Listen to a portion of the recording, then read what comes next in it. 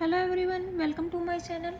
आज हम स्टडी करेंगे 12th क्लास की unit 2 that is genetic and evolution, और आप बोल सकते हैं 12th का chapter number 5 principle of inheritance and variation. So इस चैप्टर की अगर हम बात करें और इस यूनिट की अगर हम बात करें तो ये बहुत ज़्यादा मार्क्स कैरी करता है, चाहे हम बोर्ड पॉइंट ऑफ व्यू से सोचें या फिर हम नीट पॉइंट ऑफ व्यू से सोचें। सो इस चैप्टर की डिटेल में अगर हम देखें तो हमें इस चैप्टर में पढ़ना क्या क्या है। बेसिकली हम इस चैप्टर में पढ़ेंगे कि हमारे पेरेंट्स से न्यू ऑफस्प्रिंग में कैसे डीएनए ट्रांसमिशन होता है, कैसे पेरेंट्स से ऑफस्प्रिंग में कैरेक्टर का ट्रांसमिशन होता है, कैसे जीन रेस्पॉन्सिबल होते हैं एक कैरेक्टर को रेगुलेट करने के लिए, एक कैरेक्टर को ट्रांसफ़र करने के लिए ऑफस्प्रिंग में, और अगर हमारा जीन फंक्शनल होता है तो उसका क्या इम्पैक्ट आएगा बॉडी पे, और अगर नॉन फंक्शनल होता है तो उसका नेगेटिव इम्पैक्ट बॉडी पे क्या होगा, कौन कौन सी डिजीज़ वो कोज करेगा ओवर एक्सप्रेशन की वजह से और नॉन फंक्शनल होने की वजह से। तो बेसिकली इस चैप्टर में हमें ये सभी डिटेल में पढ़ना है।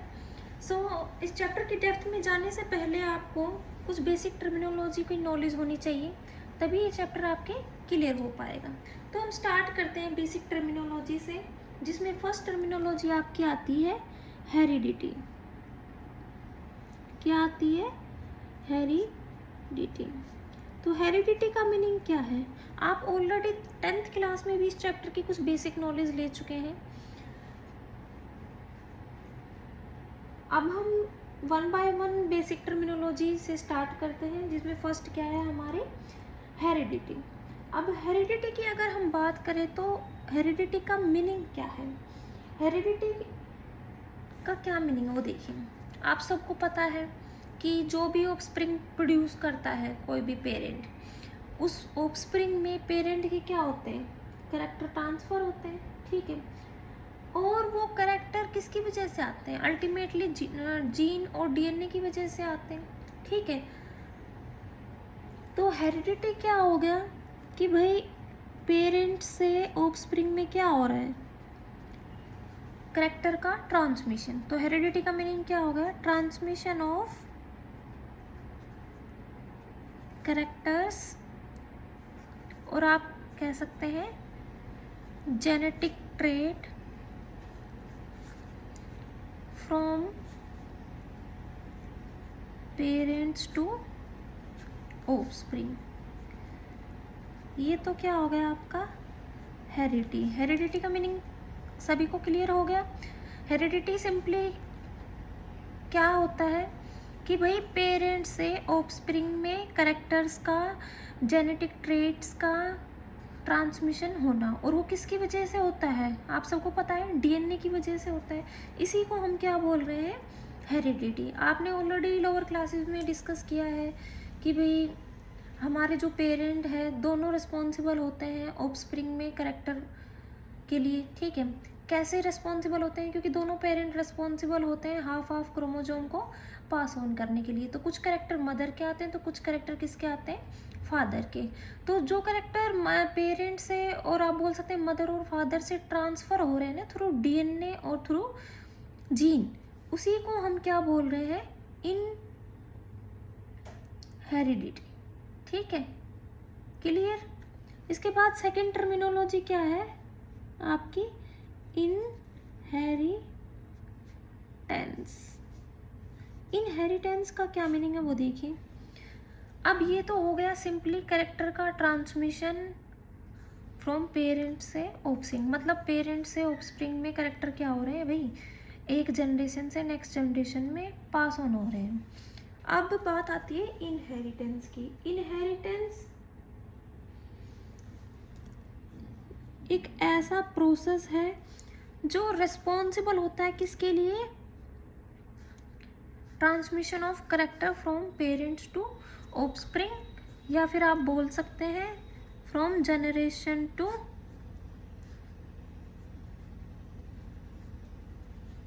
जनरेशन, आप ये भी बोल सकते हैं, ठीक है।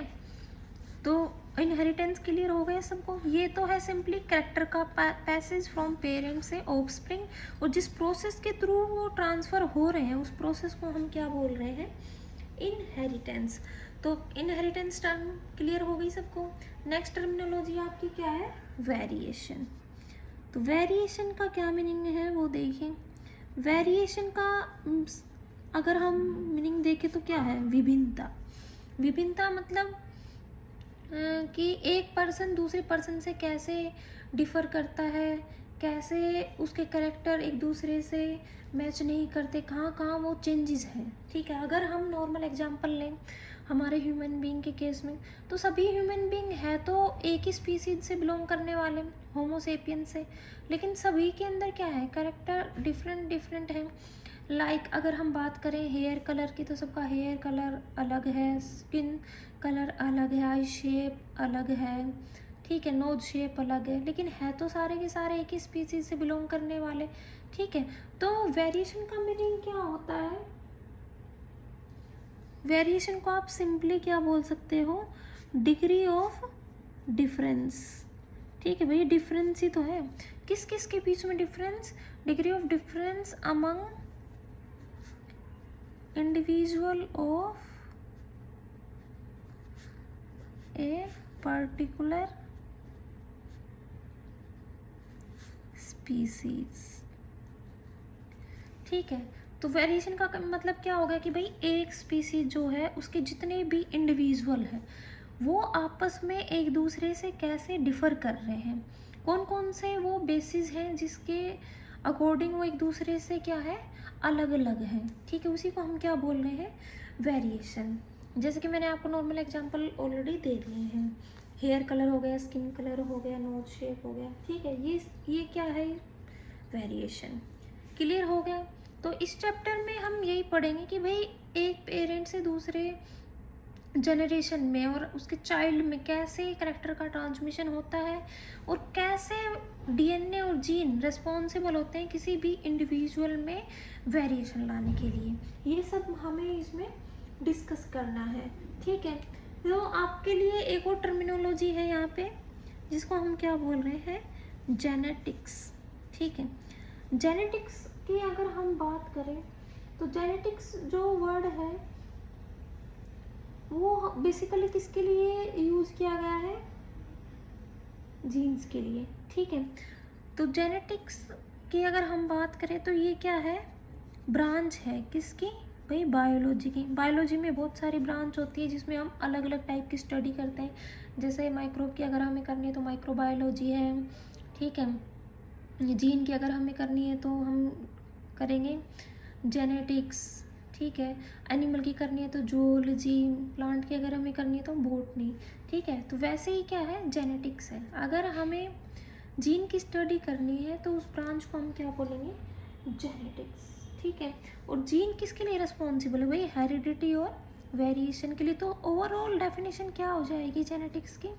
Branch of biology that deals with the study of heredity and variation.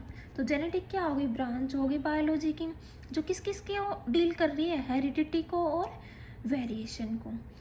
ठीक है, इसी को हम क्या बोल रहे हैं? जेनेटिक्स। ये है आपकी कुछ बेसिक टर्मिनोलॉजी। इसके अलावा भी बहुत सारी बेसिक टर्मिनोलॉजी है जिसको हम फर्दर डिस्कस करेंगे। ठीक है, नेक्स्ट वीडियो में। सो आप कंटिन्यू कीजिए नेक्स्ट वीडियो के साथ। इस चैप्टर को हम